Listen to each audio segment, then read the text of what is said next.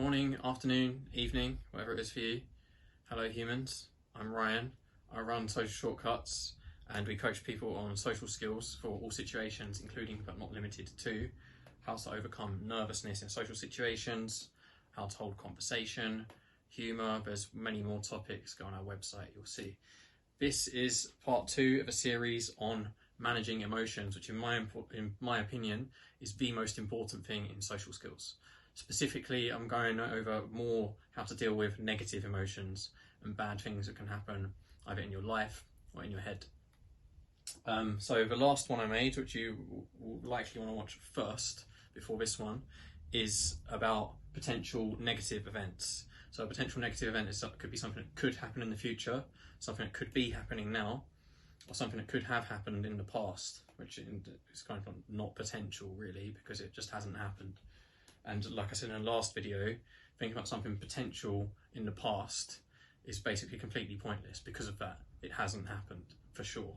Whereas the other ones have a chance they could be happening or have happened. So in the last video, I went over how to get to the point where you decide whether to make a plan and then try to not think about it anymore until the event happens or doesn't.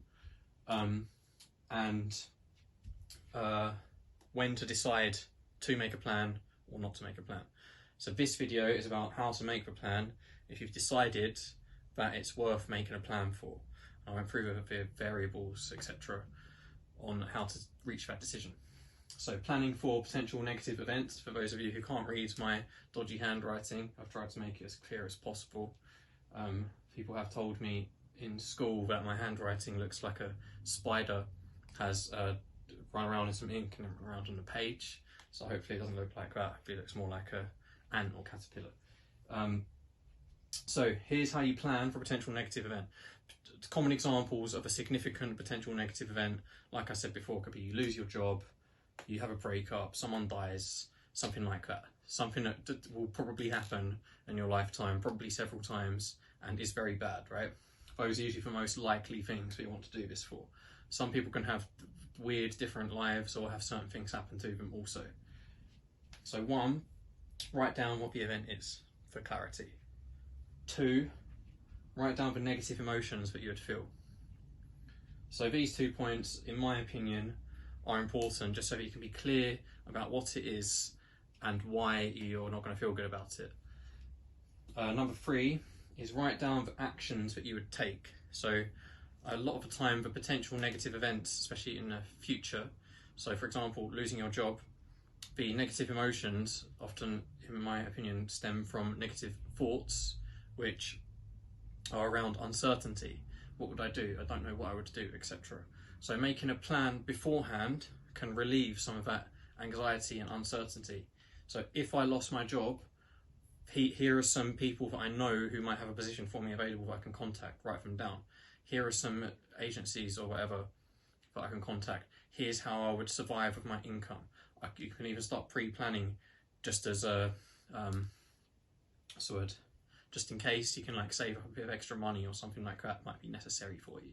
So this can also lead you to take potential countermeasures. So that's for actions.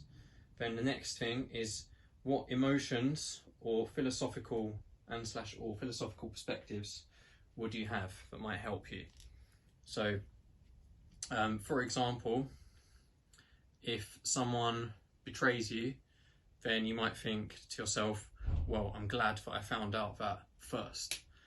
I'm glad that I found that out sooner rather than later, when it might have been worse.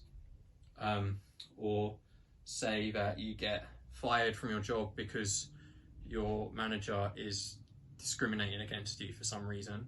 Again, you might take away the perspective that, okay, well, I'm glad that happened first.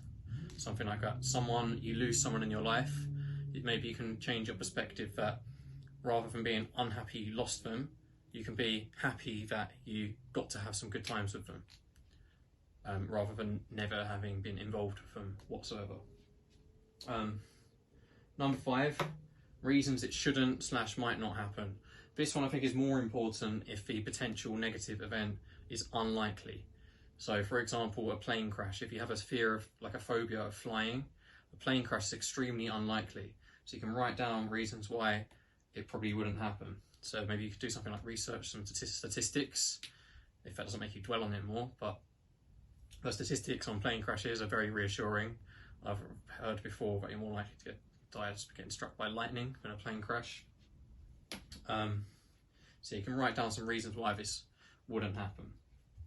And the last one is to get a balance of preparing emotionally for the worst whilst at the same time being optimistic, which obviously are basically contradictory.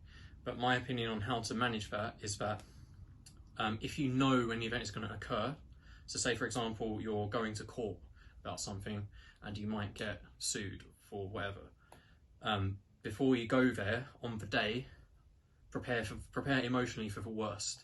But basically, I think you should basically, for at least a short period of time, assume that the worst will happen and be ready to cope with that. And then anything other than the worst happening is now an improvement. But there's two different situations here. Situation A is a negative event that has a time and date that you know is going to happen, or perhaps like a rough time and date in some circumstances that might change slightly. In those circumstances, as the event approaches, very close to the event happening, potentially, that's when I would prepare for the worst. If it's something that could happen at any time, then what I think is good to do is just to prepare emotionally one time for that happening.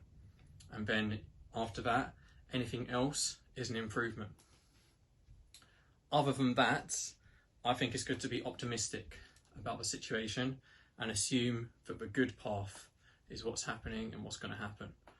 And that way I think you get a good balance of being optimistic, which I think should be the vast majority of your perspective that you try and push for yourself, and I guess pessimistic in terms of being prepared emotionally for the worst before it happens, which in a sense is almost optimistic, because then anything other than the worst thing possible is now a bonus to some extent. So this is how to plan. I have a special notebook that I have just for this stuff, so I don't want to mix negative potential events in with my other stuff I'm writing down. So I have one specific to that. So I've wrote it down, I've dealt with it, I've internalised it. Maybe I can look back on it if I need to brush up on what I might do, but mostly just one time plan. And then after that, if you continue to think about it, you're attacking yourself and you're making yourself feel negative emotions, or at least have negative thoughts for no reason. So if you don't need to plan, try to cut down how much you think about it, ideally to 0, which is probably pretty much impossible, but approaching that would be ideal. And if you do need to plan for it, here's my proposed way of doing that. And then after you've made the plan, put your plan away and then try to cut down on your thinking about it. So next video, I'm going to go over actual events happening in the present, and there's going to be 2 videos. One is going to be for actual events that are non-social, and one's going to be for actual events that are social things that are happening, that are interactions between people rather than interactions with your own thoughts, emotions and your surroundings. So I'm going to split those into 2 videos. Yeah, if you can comment, like or subscribe, then, or share best of all, then that helps me support what we're doing and reach more people to help them as well, because I think this stuff probably helped lots of people, helped me. So see you guys next time.